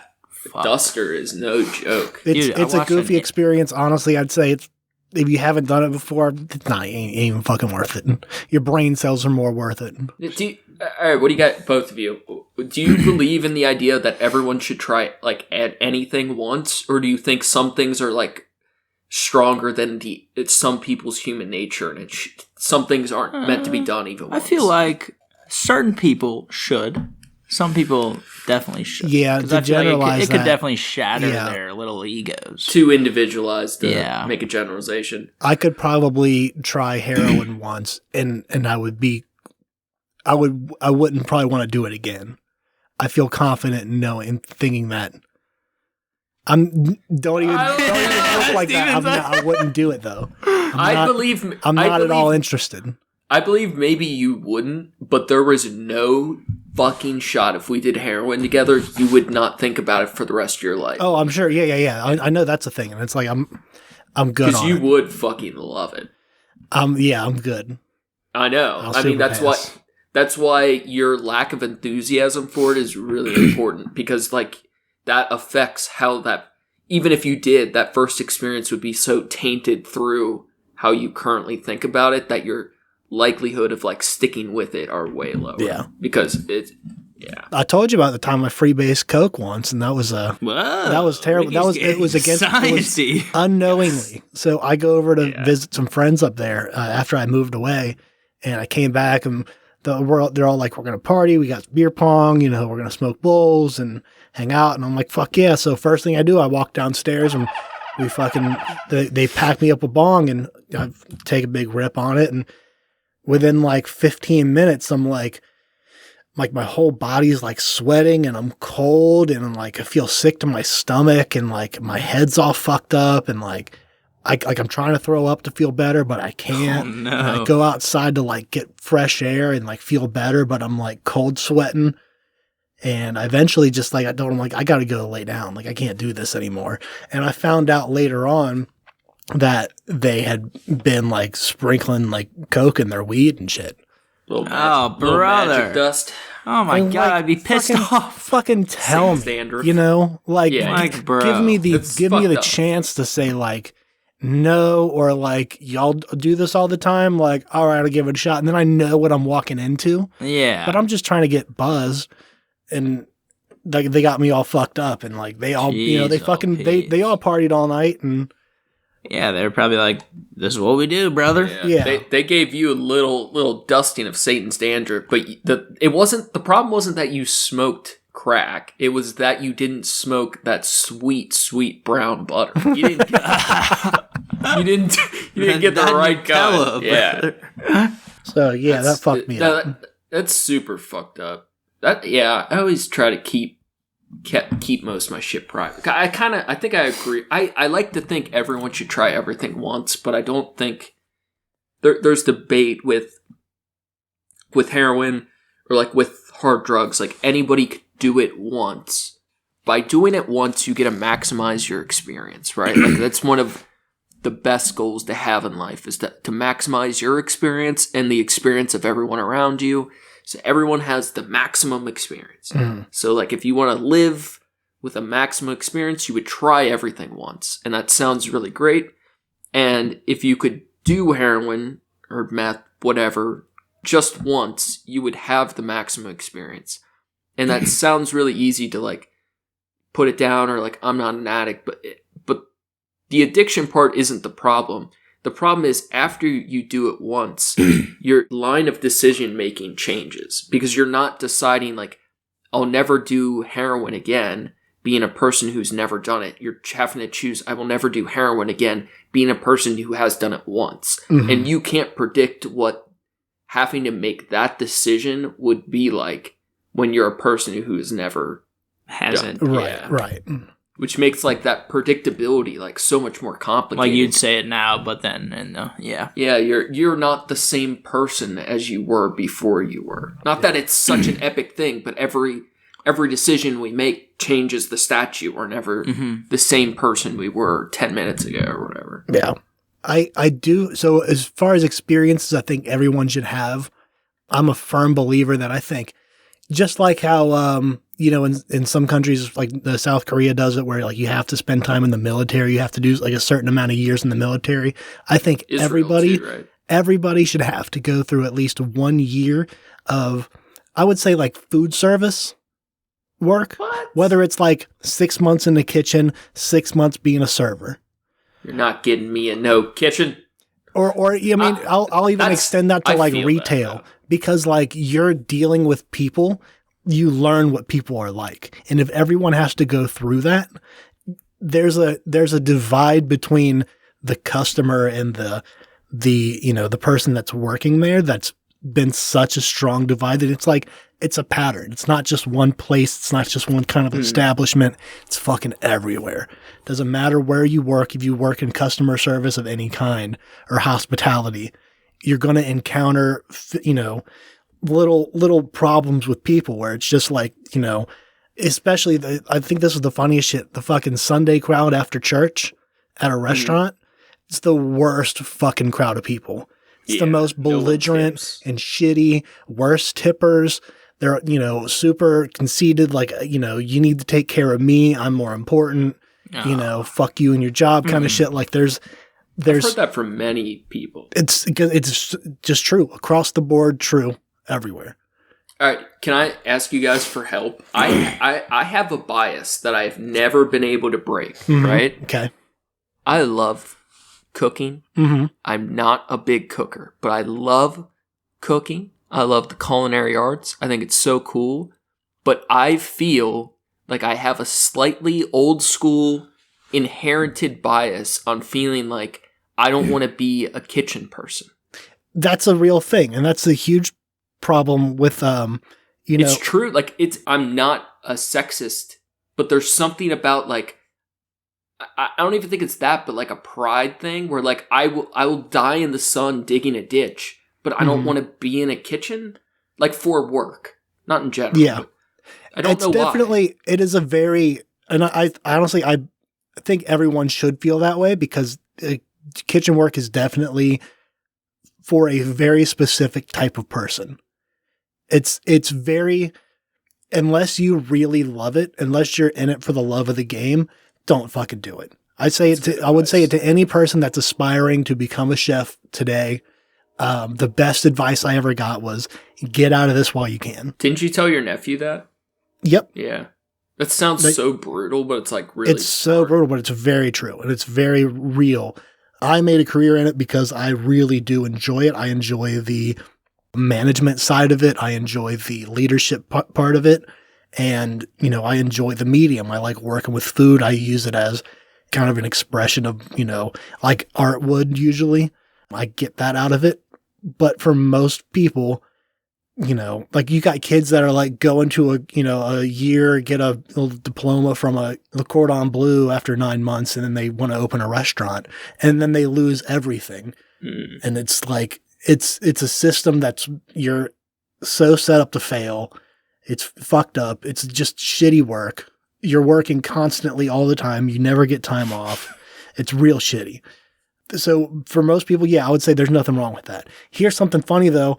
You touched on it for a second. You said something about the sexism thing, and there is whole like, right? There's a thing with like, oh, the kitchen's a women's work kind of shit. Yeah. But when you get into like professional cooking, it's a more male. It's a male dominated world in a way that's fucked up. Like right. There was a whole thing a couple years ago where it was this woman won the best female chef, and it was like, that's so backhanded. Like, it's kind of cool to get an award, sure, I guess, but that is interesting. Why do you have to make a distinction? Yeah. Like, why does it matter? Like, I don't, you know, I'm not grading myself that way. Like, I should be as good as them. Like, put me on their rank. Like, what are you know, if I'm not in the top 10 chefs, like, don't talk to me then. Tell me I need to get better. You know, give me that room to grow. But what's his name? Gordon Ramsay? Gordon Ramsay. Yeah, it's all his fault, right? No, that's my boy. I thought he created sexism in the kitchen. No. He's an asshole, though. Doesn't he seem like he is an asshole? He is an asshole. His chef before him was an even bigger asshole. And I'm sure he's grown a lot, too. I'm sure earlier Gordon Ramsay shit when he was young, there's a lot of issues with him. But he is, as far as I'm concerned, modern day, he is the only celebrity chef I really give a shit about. He's someone I've looked up to for a long time, and I learned so much shit from like Kitchen Nightmares and shit just from him, like pointing out people that were like stagnant and stuck in their ways. And he's like, I'm trying to help you. I know what works. And like learning from their mistakes kind of shit. Like he points it out in a good way. And of course there's all the yelling and shit for TV and whatever, but that's known shit. I don't think anybody that has hair like that, though, doesn't even know looks. You know what's fucked up? I realized for a while I was rocking a Gordon Ramsay haircut. Just unintentionally. That makes sense. That tracks. Short on the sides and kind of long on top, and like, you know, not spike it, but like, you know, wear it up. All right. It's unintentional. Will left to go to the bathroom, so we should... Oh, good. We get to talk shit about Will? Yeah, what do we ask him? This lost young man. How do we save these kids, Ricky? How do we save these kids? Oh, we can't. I don't know. I can't. I don't know. What the fuck do we ask this kid? I don't know. He's doing pretty good. He's a really good kid. He's all right. He's okay. Just each time we go back and forth, it just gets worse. Like, you know, I don't even know what we're fucking doing here with this guy on our podcast. I feel like by the end of this episode, we owe like a lot of apologies, right? We have to have follow-up interviews with Sam, Megan, Sarah. Who else? Hey, let's get your side of the pork debacle. We need to hear a rebuttal by Megan and Sam ASAP. I don't know. I'm not the interviewer here, man. That's you. I did my prep work. I don't know, man. Honestly, if he hadn't said that, I thought he was like our age. I'm not even considering that his brother is our age, but just because the context of how I've known him, you know, yeah, like he feels similar to my little brother. Where like it's only a few years. Where like they're still your peer, but yeah, it's like it's little brother, bro. I'm writing up some questions for John because I think we can get into some pretty. I feel like John's really good at posing back challenging questions. Because as much as I obsess over religion and philosophy, he is, at least by like terminology and like maybe like named theories, he's really proficient. I know the overarching idea is I feel like in a more abstract sense, maybe more thoroughly, but he knows theory. He's a smart boy, is what you're saying. He is. Big crinkle brain. Will's just over here texting. Unfucking professional. This is mom's spaghetti. This is one shot you got. Oh, brother, this is it. It's the opportunity of a lifetime, Will. Unfucking professional. What do you got? What? We'll wrap soon. What big thoughts do you got? Oh, brother. What do you want to say? Yeah, what do you want to share You're with gonna have them? to listen to yourself saying this later. Oh, jeez. You're gonna kick yourself for 3 things you didn't say. Shout out the boys, the vitamin store. Vitamin boys. The vitamin boys. I don't know. Fuck God. Do drugs. That is the pretty good tagline. Yeah. Usually here. Yeah. That tracks. It's on point, Yeah, for sure. I like that. What about you, Ricky? We can go as long as you want. I feel like eating more Nutella. I just ate some more off the spoon, but it has a bunch of tissue stuck to it, and that didn't stop me. But I would like to get a clean spoon. How'd you get tissue stuck to the spoon? I'm not going to put a sticky Nutella spoon on my shiny table. Well, so it's your fault there's Kleenex stuck to the fucking... Well, I wrapped it up in a Kleenex, and then when I was hungry for some more, I tried unwrapping it. And it didn't unwrap as smoothly as it wrapped. But I wasn't going to let that stop me. I'm just saying I'd like a clean spoon next time. That's fair. Yeah. Fuck. I have a really bad stomach ache from all this tobacco and... yeah, it kind of fucks your stomach up a little bit. Every episode after we finish recording, I'm like sick as fuck. From what I ate before, after, or during. It's always Indian food and like... Unhinged. Fuck. Did you guys get any good Halloween candy? Yes, so we bought some for this party, and I made, at the end of the party, I took a small handful of it, what I could fit in one fistful, and I put that in my pocket, and then I threw the rest away. It's not where I thought you were going to put it. Did you hear about the needles and all the drugs in the candy? The candy fentanyl? Well, that, and they put needles in the little gummy bears, so when they bite down a little was that real? No, yeah, that was real. That was real. Because all the fentanyl stuff, all right, Joe Rogan and Dr. Phil put out all the candy-colored fentanyl. People make different color prints of fentanyl. Like, that happens. But people aren't giving them out for fucking Halloween. Now, like, 99% of child poisonings on Halloween, there's only a handful of cases. And every single case, except maybe one, has been the parent poisoning their own child. So I'd be curious, do you know if the needles in the gummy bear, like, did they ever get to the bottom of that? Was that I don't know.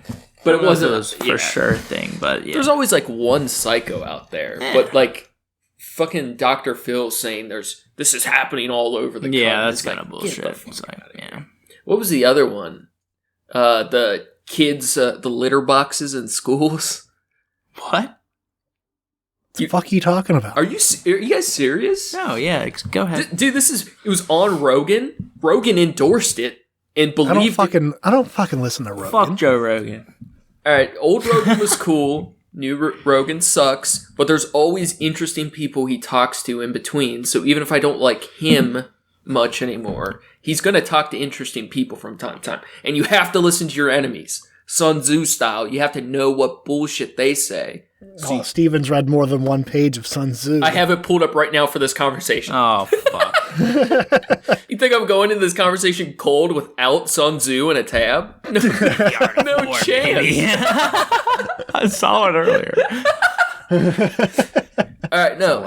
Tab. The whole litter box thing is, I forget which Republican politician was saying there's so many furry kids in school. Pull it up, Ricky. There's so many furries in school that their school started putting in litter boxes. Oh, now, bro. This was like an offhand comment, or it's just somebody that was really fucking stupid.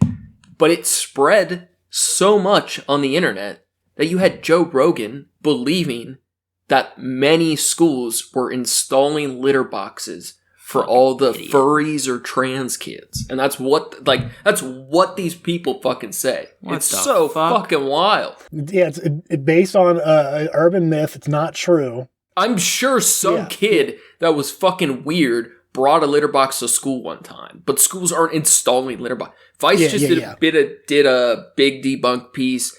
CNN did something about it. Like, it's in all the newspapers now because you have to provide adequate pushback to, like, insane fucking shit. Like, this, the elections actually went pretty well, but, like, there's so much wild shit going on. I don't know how plugged in you guys have been lately. I said I was black-pilled. I did end up voting, and I hate myself for it. You know, I'm going to retract my vote because... Take it back. Yeah, I take it. Go in there and cause a ruckus and say, I need to look at all the ballots until I find mine. I need my damn ballot back. I brought in all these new ones. You take these instead. These are better ones. The greatest. Right, let's get Ricky some bitches, dude. Some podcast bitches. We're trying to get them on the datings apps. Fuck. Yeah, I need to fucking upload that shit. I got everything I need to do. I just been fucking putting it off. I just killed Steve. I got Steve with a pretty penis. Nah, yeah, that's got to be the first slide on your... Just your pretty penis. I think that thanks to Will, we got our edgiest episode yet. I gotta edit through the swamp to figure out what we keep. Yeah. Yeah, good luck with that, Steven. That's gonna be your problem. That's all on him. A lot of bleeps. Well, fellas, it's been a pleasure. Has anybody got any honorables or dishonorables? I think we'll call it if you guys are good. So Zed, Vitamin Boys, shout out the lady. Yeah, can we find you on social media, Will? Oh, you can. Do you want? No. I don't want that. That's fine. That's cool. Nice try. Thanks again for listening, everybody. Thank you to Approaching Human for the use of his music. You can find his work on SoundCloud at Approaching-Human. Thanks, John. You're next if you can handle the heat in this kitchen. Make sure to check out the show page at Trashcats on Instagram for the news and arts from the show. Check out Facebook for the memes. For the memes, if you're super bored, you can check out my trashy art on Instagram at SkyZXSKYZSX. I'm working on that baby. You working on that baby? That baby bash piece. Yeah. Oh, man. Fuck those babies. It's pretty brutal. I'm pretty happy with it. What else? Dishonorables? Nothing? I got nothing. Fuck the world. Fuck God. Do drugs. Go fast. Eat trash. Eat Nutella. Sniff cigarettes. Skirt. That's it. All right, fellas. That was good. That's going to be all for us today. Stay classy. Eat trashy. Go fast. Eat trash. Thank you, Will. Yeah. Dude, excellent. Good fucking show. This is fun. Fuck yeah. I'm going to press stop, and then we're going to frantically save like we always do.